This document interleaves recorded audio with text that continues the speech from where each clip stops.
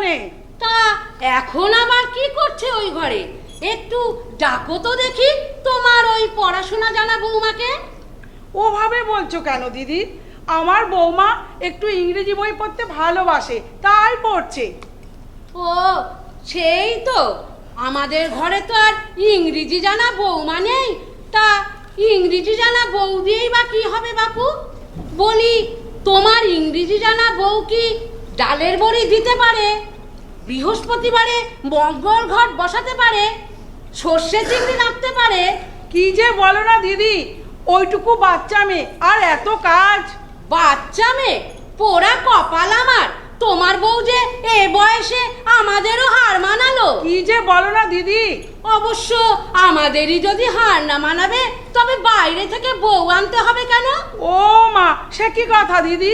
বৌমার বয়স হবে 11 বই তো নয়, ওই আসছে ফাল্গুনে 12 পা দেবে। আসলে ওই খোরটা দেশের ডালুটিকে মানুষ, তাই আমার বারন্ত হয়ে উঠেছে। দেখো বাছা, এখনো চোখে অত কম তো দেখি না। কন্যা পক্ষ নিশ্চয়ই বয়স ভারিয়েছে তোমাদের কাছে। আর আমরা যে কুষ্টি দেখলাম। আরে বাবা, কুষ্টিতেও তো বয়স ভাড়ানো যায়। যায় নাকি? যাই বলো ভাই, আমার তো মনে হয় কন্যা পক্ষ বয়স ভারিয়েছে তোমাদের কাছে। ওই তো বৌমা, বৌমা এদিকে একবার এসো তো।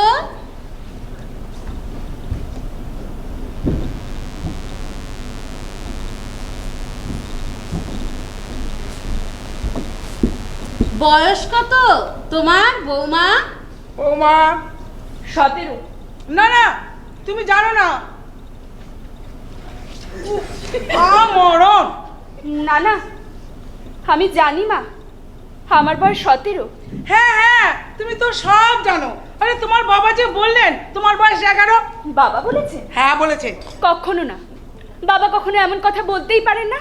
আমার বাবা তো কখনো মিথ্যে বলেন না। হ্যাঁ, তাহলে আমি মিথ্যে বলেছি। আসলে আসলে তুমি আমাকে মিথ্যেবাদী বলতে চাও? ও মা গো। হ্যাঁ, সরো।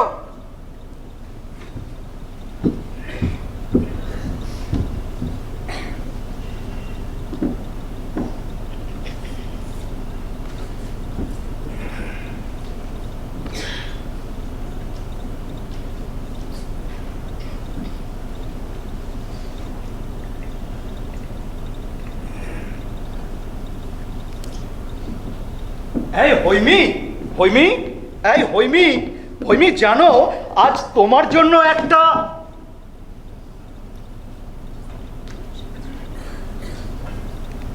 হৈমি,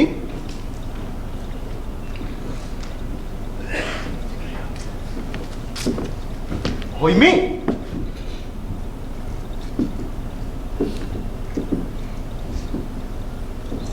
হৈমি,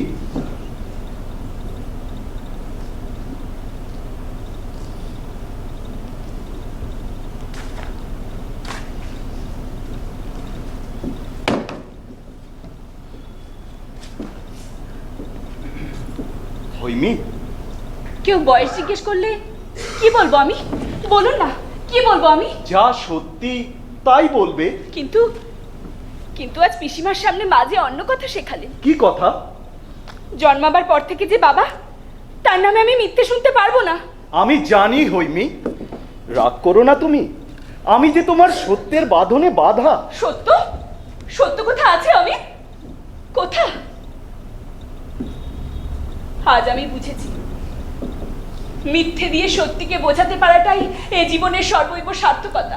না হৈমি, না, এভাবে বলো না।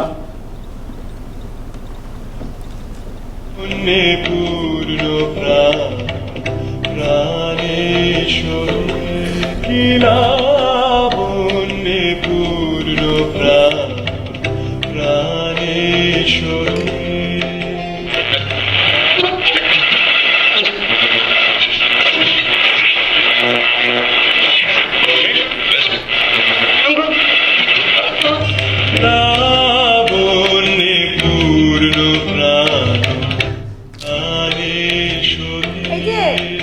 সারাদিন রেডিওর নব না ঘুরিয়ে মেয়েটার কি হবে ভেবেছো? মেয়েটা বাড়িতে বসে রয়েছে কতদিন হলো, কি হবে কি করবে সেগুলো না ভেবে শুধু নিজের তালেই পড়ে রয়েছো। কে বলেছে ভাবি না? সব সময় ভাবি গিন্নি, কিন্তু কি করব বলো, জামাইয়ের তো সেই একই গুণ। নিজের পায়ে না দাঁড়িয়ে, উপার্জন না বাড়া পর্যন্ত সে আর ওই বউকে নিয়ে বাড়ি যাবে না। আজকের ডাক কি চলে গেছে? খবর নিয়েছো? খবর নেওয়ার কি আছে, আরে ডাক এলে তো জানাই যাবে। হ্যাঁ, তা নেবে কেন? সারাদিন বসে বসে ওই খবরের পিন্ডি চটকাও আর গান শোন। বুঝবে না, তুমি বুঝবে না গিন্নি, তুমি বুঝবে না। এই পুরুষ মানুষের জ্বালা তুমি বুঝবে না। এক কাজ করো, একটু চা করে নিয়ে এসো দেখি। সে না হয় যাচ্ছি, কিন্তু মেয়েটা সারাদিন একা একা জানালার ধারে দাঁড়িয়ে কি ভাবে একবার ভেবে দেখেছো? একবার ভেবে দেখেছো বিকেলগুলো ওর জীবনে কিভাবে নেমে আসছে? একটু ভাবো না গো, জামাইকে অন্তত একটা তার করো। তার আগে তুমি এক কাপ চা করো। আচ্ছা, যাচ্ছি।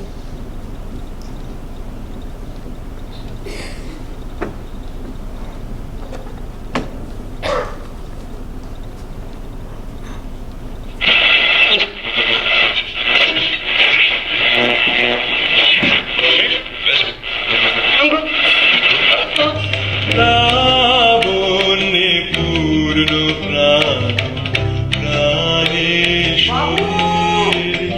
একই লাবণ্যে পূর্ণ প্রাণেশ্বরী। কে? ওফ, তোরা সময় জ্ঞান হবে না।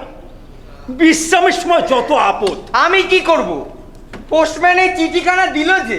চিঠি? এই অসময়ে আবার চিঠি? এই দেখি।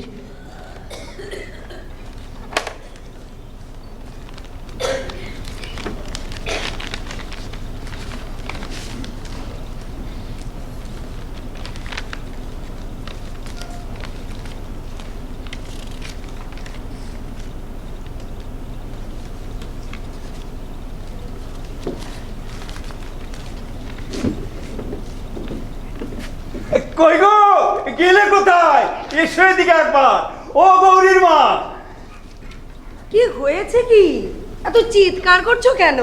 জামাই পত্র পাঠিয়েছে গো, মাইনা বেড়েছে তার।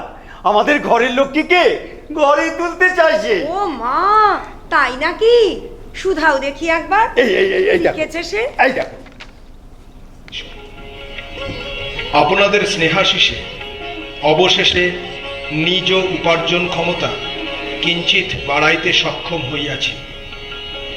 এবারে ঘরের লক্ষ্মীকে নিজ গৃহে আনিতে চাই। আপনাদের সানুগ্রহ অনুমতির পথ চাহিয়া রহিলাম। আশা করি আপনারা কুশলেই আছেন, আমিও এক প্রকার। স্নেহভাজন এসে আপনার জামাতা পরেশ।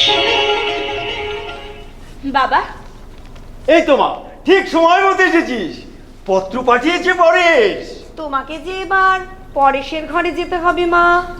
কেন মা? আহা, কেন যেন উনি জানেন না। ঠং। মেসমশাই, একটু চিঠিটা। ও হ্যাঁ, চিঠি। তুমিও যেমন চিঠিটা পাবার পর থেকে একেবারে সম্পত্তির মতন আঁকড়ে ধরে বসে আছো। দাও দেখি ওদের। এই দেখো, আমি আবার এই নাও চিঠি। চলো আমরা ভেতরে যাই। হ্যাঁ চলো যাই। তোরা বসে কথা বল, আমি ভেতর থেকে চা দাও খাবার পাঠিয়ে দিচ্ছি। আচ্ছা মাসিমা, ঠিক আছে। ওসই, স্বামীর ঘরে যাচ্ছিস তাহলে? যা, চিঠিখানা দে দেখি একবার। আগে বল, সব বলবি আমাদের। কি বলবো? কি সব?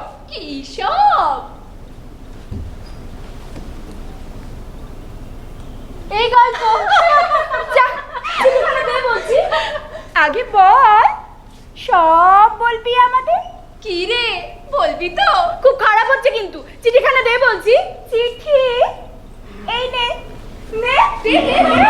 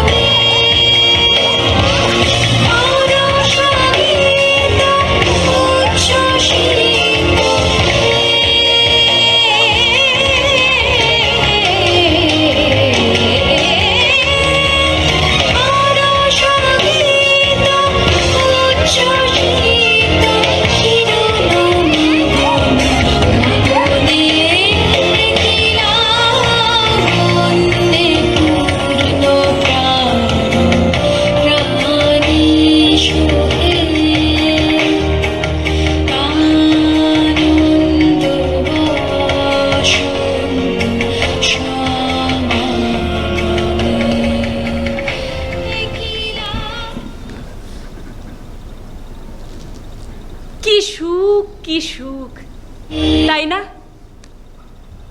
একদিকে স্বদেশী দল আমার শব্দে আমার কথায় সকলে উৎসাহিত হয়, সবাই বলে আমি নাকি ভাগ্য করে জন্মেছিলাম।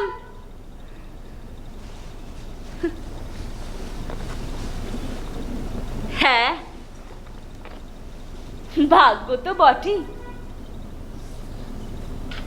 জন্মাবার পর থেকে যাকে বাবা বলে জানলাম, শুনলাম, চিনলাম, সে নাকি আমার জন্মদাতা নয় আসলে। তবে এখানেই আমার তোদের সঙ্গে তফাৎ, অমিল। মা ছিলেন বটে, কিন্তু বাবা মা নিজের পুরোপুরি না হলে কি আর তার কোনো ঘর হয়? তখন কি আর তার কোনো আশ্রয় থাকে?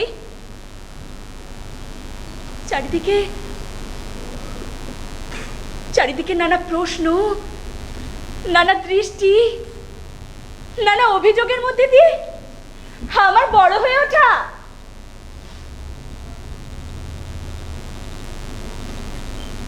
আমারও মা চোখ বুঝেছেন কত ছোটবেলায়,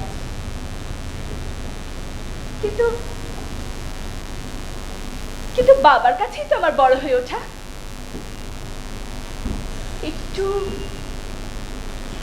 একটু করে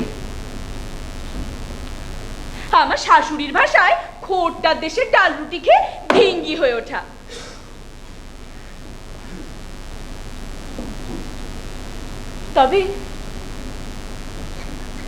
তবে এক্ষেত্রে আমি ভাগ্যবান।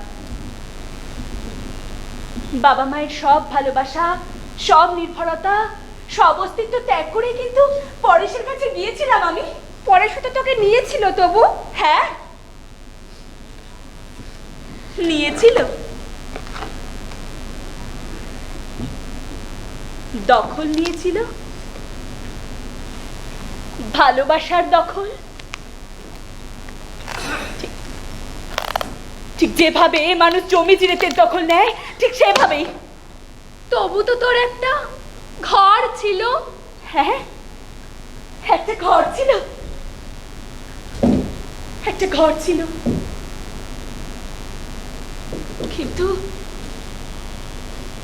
কিন্তু তাতে মন ছিল না। আর অনিল কি করেছিল? অনিল আমায় নিয়ে গান বাঁধলো, কবিতা লিখলো, স্বদেশী আন্দোলন করলো,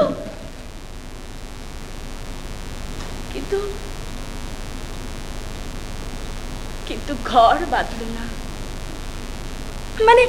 মানে বাঁধতে পারলো না।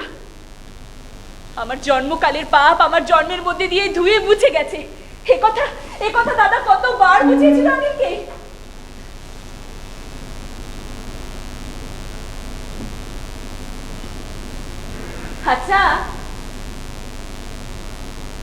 আচ্ছা, যে জন্মেছে তার কি দোষ?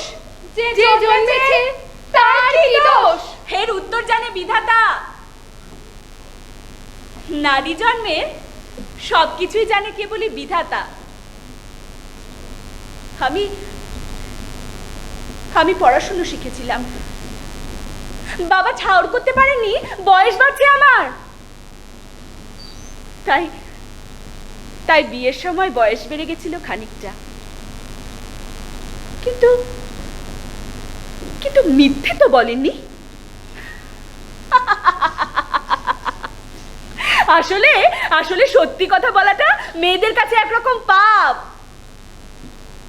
মিথ্যে দিয়েই সত্যিকে বোঝাতে হয়। তাই এরই নাম নারী জন্ম, এরই নাম নারী জন্ম, এরই নাম নারী জন্ম, এরই নাম নারী জন্ম, এরই নাম নারী জন্ম।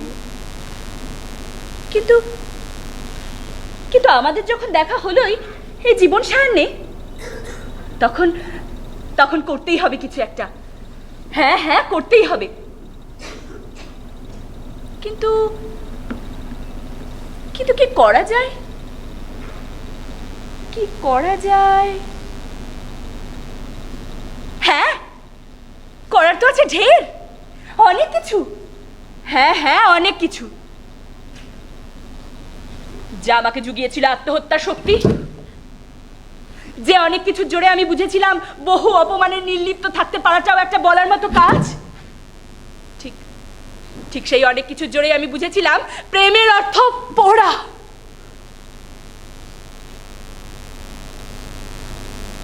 আর আর সে পোড়া মন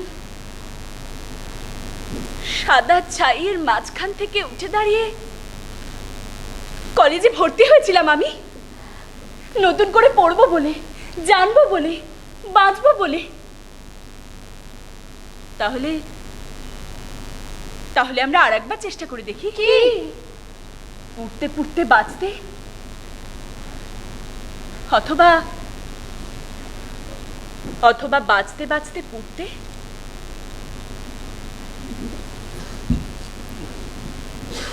শিশু সন্তান কন্যা হলেই নানা অশান্তি, রূপ হলো তার শত্রু, কামনা তার সতীন, সেবা তার ভূষণ। তবু তবু অনীহা, অবজ্ঞা, অবহেলায় শিশু কন্যারা আজও বড় অসহায়।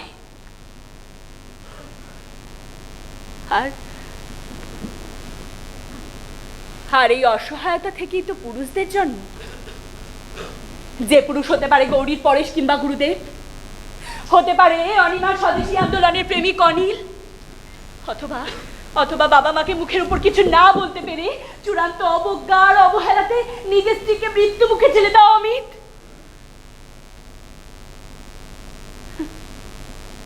হেরা হেরা সকলে আসলে একই, এদের চাওয়া পাওয়া, ঈর্ষা, প্রেম, ভক্তি, ভালোবাসা, দখল, রাজত্ব, সবই আসলে এক। তাহলে আয় হায়, আমরা আমরা নতুন এক ইতিহাস তৈরি করি। এমন নারী যে জন্ম দিতে পারবে কোনো সন্তানের। হায় হায়, হাতে হাত রাখি আমরা, কাঁধে কাঁধ লাগাই, কোমরে কোমর বাঁধি।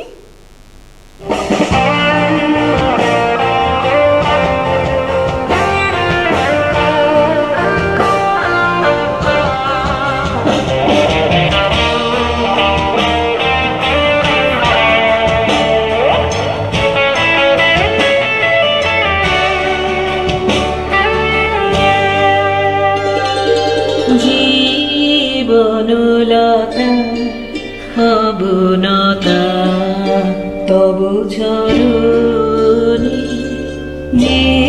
জীবনলতা অবনতা তব চরণে, হরষ গীত উচ্ছ্বসিত হে,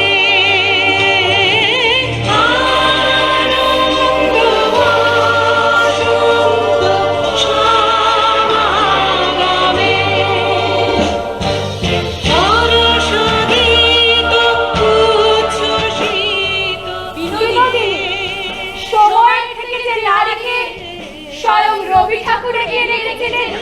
খালি তাকে দিয়েই শুরু হলো আমাদের নতুন পথচলা।